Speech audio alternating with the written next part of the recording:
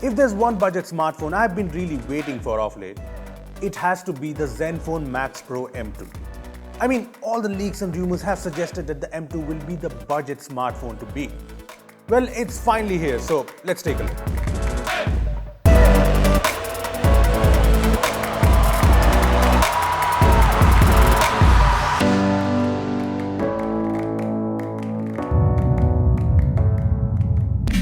Hey guys, this is Rupesh from Beebom.com and this is the brand new ZenFone Max Pro M2, which brings quite a number of upgrades and changes from the ZenFone Max Pro M1.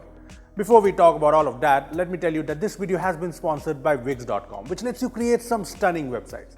I'll talk more about Wix at the end of this video, so stay tuned for that. Now let's talk about the ZenFone Max Pro M2.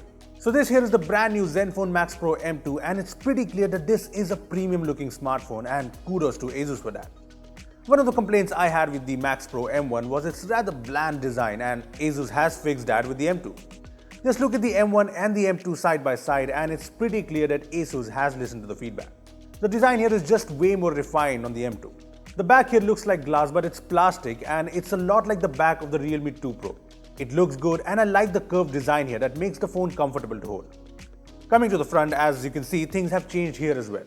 The ZenFone Max Pro M2 embraces the notch, and while I obviously would have liked the teardrop notch, I'm glad that this is not a huge notch unlike the Redmi Note 6 Pro. But the notch here has its issues. First, there's no way to hide it, and second, as you can see here, the software on the Max Pro M2 isn't very optimized for the notch. Plus, there's no way to stretch apps and games to take up the space around the notch, so yeah, it's a problem. I mean, it's not a big deal, but yeah, it gets a little annoying and I'm hoping Asus fixes this before the phone goes on sale. Anyway, the notch here has the notification LED on top, the front camera and the usual sensors. The notch here and a slightly smaller chin also result in a larger display. It's a 6.26-inch IPS LCD display and it's not just larger, it's better than the ZenFone Max Pro M1. I'm yet to test things out extensively, but the color accuracy, the brightness and basically everything else looks better on the M2 display. It's definitely an upgrade. And yes, I think pretty much everyone knows this, but there's Gorilla Glass 6 here, which is said to survive multiple drops and drops from higher heights better, and that's pretty impressive. Because I don't think there's any other phone in this price segment with the latest Gorilla Glass 6 on board, so yeah, that's pretty good.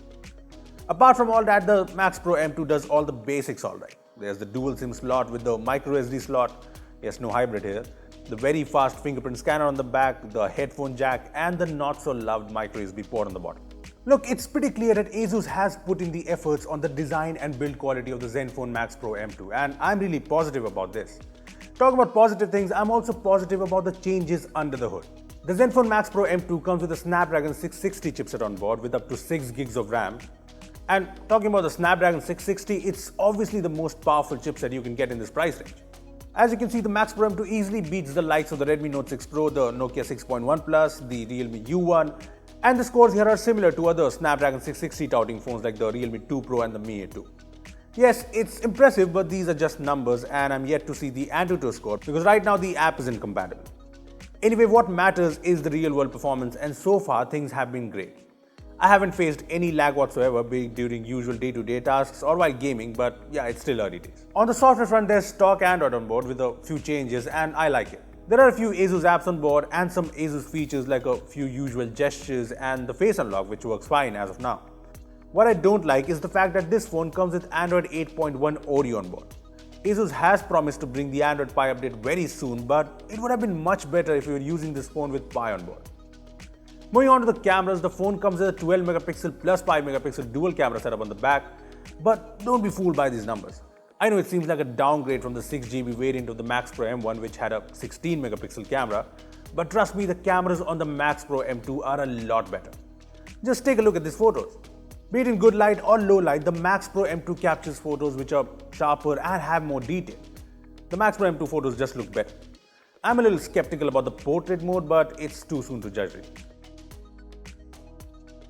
On the video front, there's 4K support, so that's nice, and there's EIS for 1080p videos, so I'm expecting better videos as well. On the front, the Max Pro M2 comes with a 13 megapixel f2.0 selfie camera, which so far has been a little underwhelming. So far the selfies have been a hit and miss and there's no portrait mode here, which is strange since the Max Pro M1 had it. I think Asus will bring it with an update soon, but yeah, right now it's not here. Overall, the cameras on the ZenFone Max Pro M2, especially the rear cameras, are way improved and way better than the ZenFone Max Pro M1. But will it be good enough to take on the Redmi Note 6 Pro and the Realme 2 Pro? Well, we'll find out in a full review. Lastly, there's the battery, which again is a massive 5000 mAh, and well, I love this. I mean, I've recommended the Max Pro M1 to a lot of people due to this massive battery, so I'm glad that Asus did not change that with the Max Pro M2. Well, the battery performance here should be amazing, but yeah, we are still testing it out. When it comes to charging, the phone comes with a 10-watt charger, which does fast charge the phone, so that's great as well. Well, that was a good look at the brand new ZenFone Max Pro M2, and well, it's pretty clear that the ZenFone Max Pro M2 builds on the solid base created by the ZenFone Max Pro M1. The Max Pro M2 brings great changes to the design, the display looks a lot better, the cameras seem improved, and it's got the performance bump we all wanted. It seems like a true upgrade. Plus, there's the enormous battery and the stock Android experience. Yes, the notch experience brings a few minor issues. The selfie camera so far has been unimpressive, and I want to see if the rear cameras here can take on other great camera phones in this price range. But yes, the ZenFone Max Pro M2 has to be one of the few budget smartphones to really excite me of late. Well, I'll be using the phone extensively in the next few days, so if you're wondering if you should buy this over the likes of the Realmes and the Redmi Notes, be sure to check out a detailed review of the ZenFone Max Pro M2, which is coming soon. Now let's talk about Wix.com, our sponsors for this video. Wix is for people who want to create some great websites. I mean, it does not matter if you're creating your first website or you're a professional website builder. Wix is for everyone. I tried out Wix to build my website and I did a fairly good job in just a few minutes. With Wix, you can create a business website, a website for your online store, photography, music, events, blogs, basically just about anything. Plus, you get so many templates and advanced tools like Wix Videos, Wix Pro Gallery, Wix Bookings, etc. So what are you waiting for? Check out Wix from the link in the description down below. Well, those are our first impressions of the ZenFone Max Pro M2, and if you have any questions on the ZenFone Max Pro M2, just drop them down in the comment section below and we'll make sure to answer them in our full review. Also, give this video a thumbs up if you enjoyed it and share it with your friends who have been waiting for the ZenFone Max Pro M2. Lastly, subscribe to our channel for more amazing tech videos. Well, that's me signing off. Thanks for watching, and I will see you in the next one.